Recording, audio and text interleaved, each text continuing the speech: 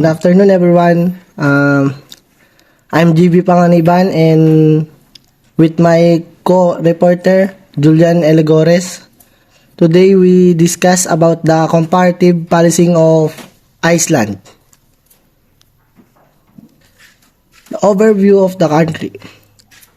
The lot area of Iceland is 103,000 km per square meter. The population of Iceland is 376,248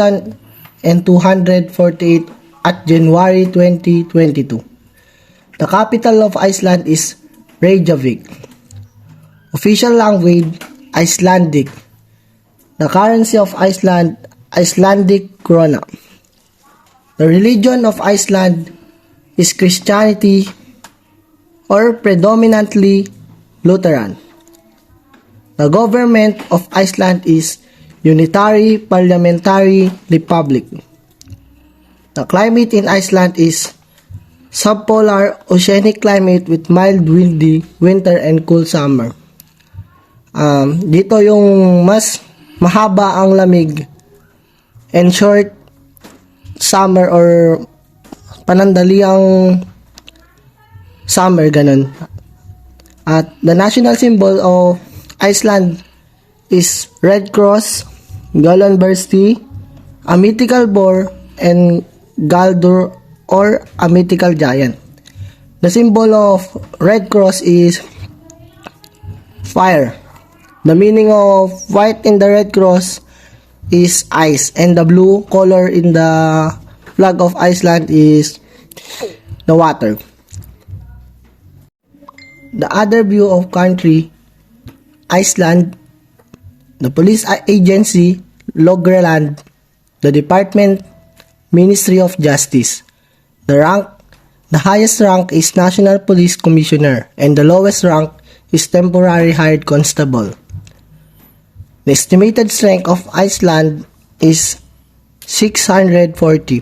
The motto of police in Iceland is, "With law shall lands be built." Brief history of Iceland. Iceland First Police Force was created in 1803. Sinasabi niya dito na ang First Police Force ng Iceland ay tinatag ng 1803. The police force was formally established as the Logrean Law Enforcement, established at 1845. Dito ay tinatag ang police force na tinatawag na Logreland o meaning of law enforcement. The Reykjavik Police Department was founded at 1908. Sinasabi niya dito na ang tinatawag na Reykjavik Police Department ay tinatag ng 1908. The National Police Commissioner was established at 1950. Dito sinasabi niya na ang National Police Commissioner or pinakamataas na rangko sa police system ng Iceland ay tinatag ng 1950. The Icelandic Coast Guard was established at 1994. The National Commissioner of the Icelandic Police was formed on 2006. The Icelandic Police Force is recognized into two separate entities, the National Commissioner of the Icelandic Police and the Icelandic Coast Guard, established at 2013. Responsible for maintaining law and order in Iceland, operate under the Ministry of Justice and Human Rights, established or found in 1778. The organizational structure of Iceland. The National Commissioner of Iceland Police is the highest ranking police officer. Sinasabi niya dito na ang National Commissioner ang siyang pinakamataas na rangko sa police officer. The National Commissioner is responsible to overall operation of the police force. Sinasabi niya dito na ang National Commissioner ay responsable sa lahat ng operasyon na gagawin ng mga kapulisan. The Commissioner is supported by a Deputy Commissioner. Sinasabi niya dito na ang Commissioner ay sinusuportahan ng Deputy Commissioner.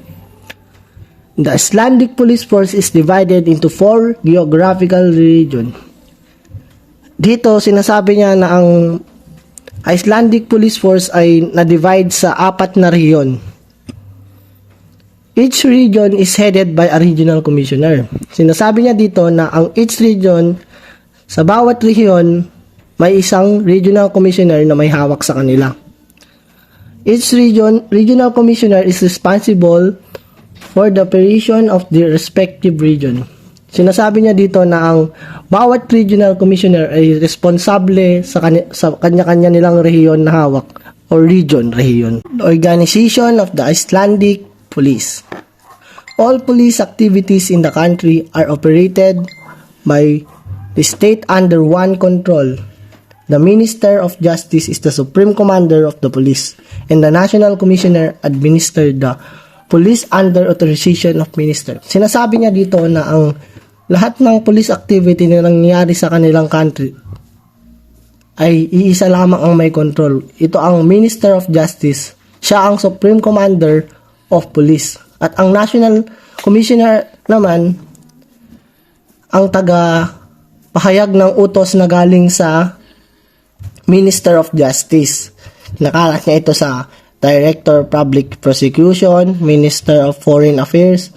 Tapos, ibababa naman nila ito sa National Police College, 25 Police District, and Keflavik Airport Police.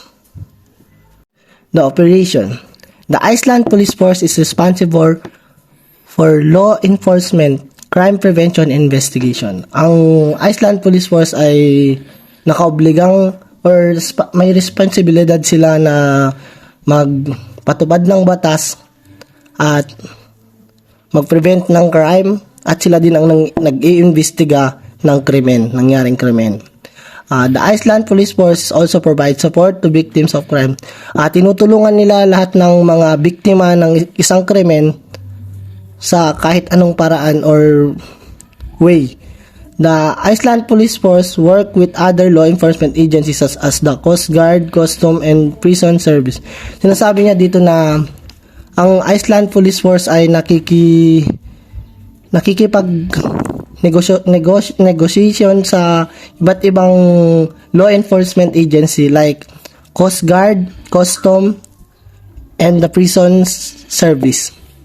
The Iceland Police Force is also work with local community organization to promote public safety. Ito yung parang nakikicommunicate sila sa community para matulungan sila na ma-prevent yung crime para sa kanilang public safety o para sa kanilang kaligtasan. Recruitment and selection of Iceland. Recruitment must be 18 to 20 years old. Dito sinasabi niya na dapat 18 to 20 years old pwede ka na daw magpulis. Hindi ka tulad sa Pilipinas na dapat must be below 21 or more than 30 years of age. Dito, 18 to 20 years old. Tapos, must be Icelandic citizen. Dito sinasabi niya na dapat Icelandic citizen ka. And must be physical and mentally fit. Dito dapat tinitignan nila yung lakas ng katawan mo at tibay ng pag-iisip mo. Sa selection, preliminary application form and resume. Dito, nagpapasa ka ng resume. Invitation letter. Entrance. Dito siguro yung pumapasok yung board exam or parang NAPOLCOM para sa Pilipinas.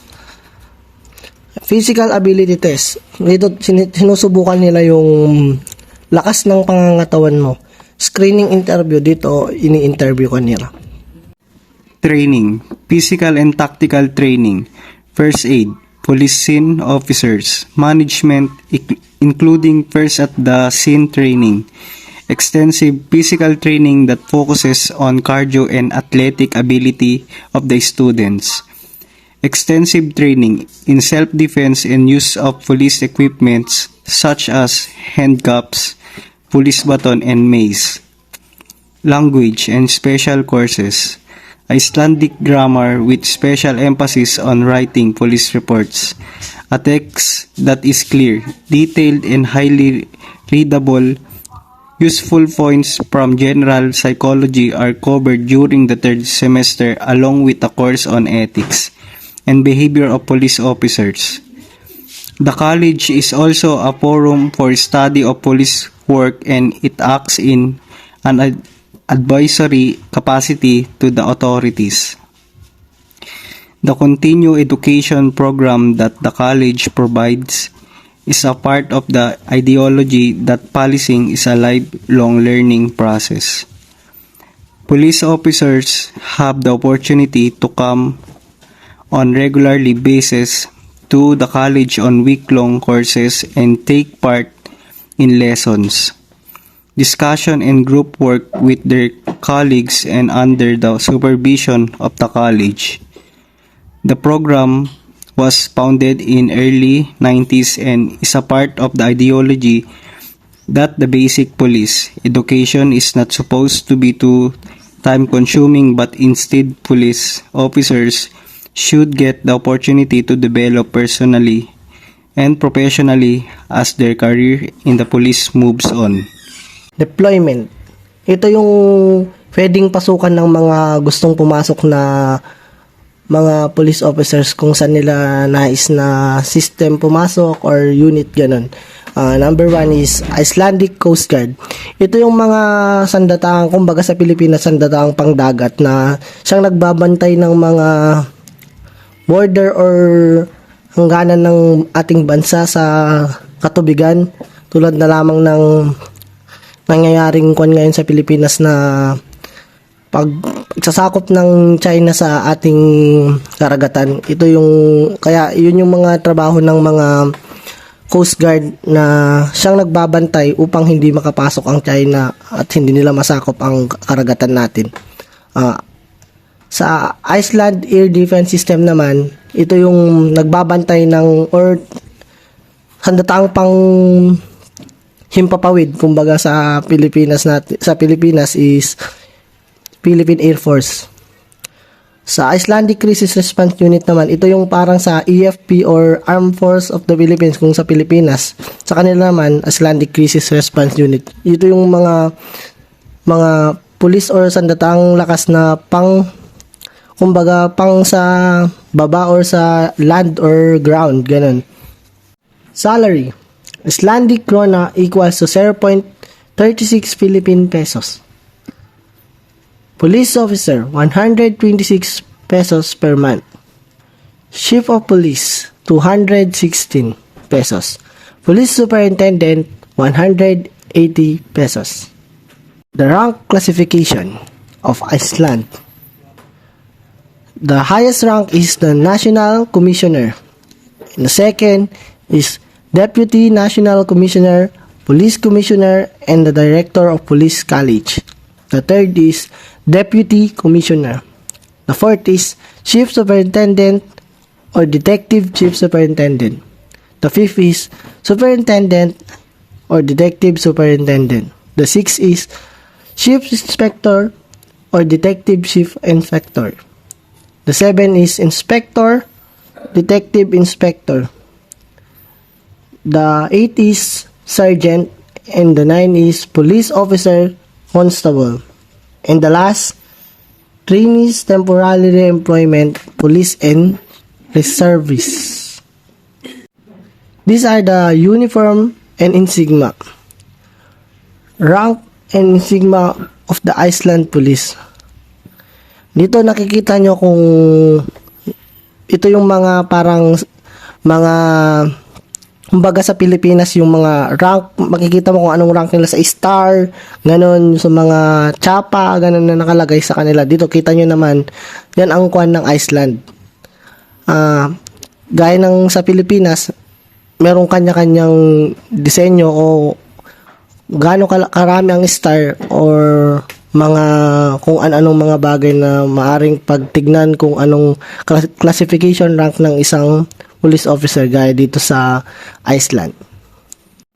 These are the uniform of Police Iceland.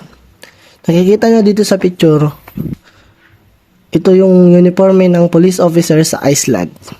This is the other uniform of police officer or law enforcement in Iceland. This is the police car or called the Logreland in the Iceland because ang tawag nila sa police sa Iceland is Logreland. At itong isa naman is the police motorcycle. Basta ito yung mga sinasakyan ng mga police kung sakali magre-responde sila ganon. These are the police with batons and not guns. Dito nakikita nyo sa picture na ang mga police officer nila sa Iceland ay hindi gumagamit ng firearms o mga baril. Ngunit gumagamit lamang sila ng baton or parang batuta kung sa Pilipinas na hawak ng mga tanod. Ganun. The European countries of Norway, Ireland, Iceland, and most of the United Kingdom all maintain largely unarmed police force. Sinasabi niya dito na halos lahat na countries sa European countries is tulad na lang ng Norway, Ireland, Iceland, and most of the United Kingdom all maintains largely unarmed police force. Ito yung sinasabi niya na halos lahat ng European countries na hindi gumagamit ng firearms kundi baton or batuta lamang. Minimaintain nila yung parang yung mga police force nila is unarmed, ganun, wala silang hawak na mga firearms, ganun na maaring makasakit sa mga tao. Best practices of Iceland policing system. Respect human rights and civil liberties of all citizens. Dito sinasabi na igalang ang mga karapatan, pantao at kalayaang sibil ng lahat ng mamamayan. Strictly adhere to the law and enforce it with fairness, impartiality, and respect. Dito sinasabi na mahigpit na sumusunod sa batas at ipatupad ito ng may katarungan, walang kinikilingan at paggalang. Use the least amount of the force necessary to maintain public order, protect the public, and protect the safety of officers.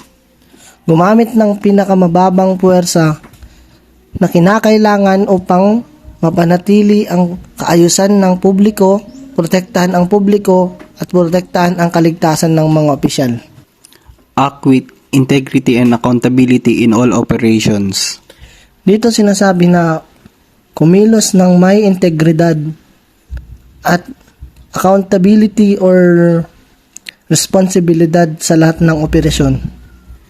Develop and maintain professional relationship with the community and other law enforcement organizations. Bumuo at mapanatili ang mga profesional na relasyon sa komunidad at sa iba pang mga organisasyong nagpapatupad ng batas. Ensure accountability for the actions of all personnel. Dito sinasabi na tiyakin ang pananagutan para sa mga aksyon ng lahat ng tauhan. Utilize effective and efficient training and education.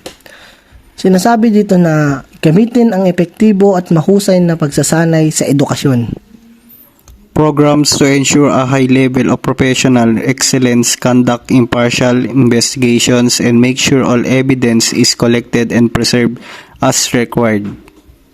Sinasabi dito na ang mga programa upang matiyak ang isang mataas na antas ng profesional na kahusayan, magsagawa ng walang kinikilingan na mga pagsisiyasat at siguraduhin na ang lahat ng ebidensya ay kinokolekta at mapapangalagaan kung kinakailangan. Ensure that all police personnel understand and abide by the standards of conduct and ethical behavior. Sinasabi naman dito na dapat tiyakin na ang lahat ng tauhan ng pulisya ay nauunawaan at sumusunod sa mga pamantayan ng pag-uugali at etikal na pag-uugali. Promote proactive policing strategies and evidence-based policing. Ensure that all police personnel have the necessary resources, equipment, and support to carry out their duties. Diyan sinasabi naman na isulong ang mga proactive na diskarte sa pagpupulis batay sa ebidensya. Tiyakin ang lahat ng tauhan ng pulisya ay may mga kinakailangang mapagkukunan ng mga kagamitan at suporta upang maisagawa ang kanilang mga tungkulin. These are the other details of Iceland policy. The Ordinary Judicial Court. The Ordinary Judicial Court may be divided into two groups, the District Court and the Supreme Court. The District Court are independent and can be found in each of their 8 districts. Before 1992, both the police and the court in each district were governed by the sheriff, or judge and revenue officer of the district. The Supreme Court, the highest court in Iceland, was established by law in 1919. The court acts as a court of appeal. The Supreme Court consists of 9 judges, of which 3 to 5 are assigned to each case, or 7 in very serious or important cases. This is the prison in Iceland. Prison sentences were first legalized in Iceland in the 17th century. Before that, offenders were whipped, branded or executed. Offenders who were sentenced to imprisonment were at first sent to Copenhagen, where they served their prison sentence in hard labor. This arrangement was considered too expensive, and in the 18th century, 1765 to 71, a prison was built in Reykjavik, but was only in use for about 50 years. The building now houses the Prime Minister office. About 50 years later, another prison was built in Reykjavik, Hegningarhúsið, 1874. Currently, there are 5 prisons in Iceland. 2 of them, including the Hegningarhúsið, are situated in capital area, and 3 in the country. The largest prison, Litla Raun, which is situated about 65 kilometers southeast of Reykjavik, was established in 1929 when a hospital building was converted into a prison. A new prison building for 55 inmates has been constructed at Litla Raun, so the prison currently houses up to 87 inmates. This is the best practices of Iceland policy. Human rights. The Icelandic constitution includes various provisions defending human rights. Article 65 states that all persons are equal before the law and enjoy human rights without respect to their gender, religion, opinion, national origin, race, color, financial standing, family, and standing in other respect. Furthermore, women enjoy the same right as men in all matters. Legislation on judicial procedure and the Police Act contains various provisions designed to guarantee the right of individuals in their dealing with the authorities. The Civil Servants Right and Obligation Act includes a provision stating that the Director of Public Institutions shall give an employee a written reprimand if he has, in the course of his work, shown unpunctuality or other negligence, disobey the lawful instruction or prohibition of his superior, display ignorance or lack of care in his work, fail to achieve satisfactory result in his work, or been drunk at work, or if its conduct and action either on or off the job are considered uncalled for, unseemly, or incompatible with his job in other way. Before this is done, however, the employee is to be given an opportunity of presenting his side of the matter, where this is possible. If, after being given a written reprimand for one of these reasons, the employee fails to mend his way, he may be temporarily suspended from his job.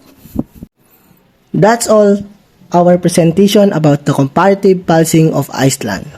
Thank you for listening.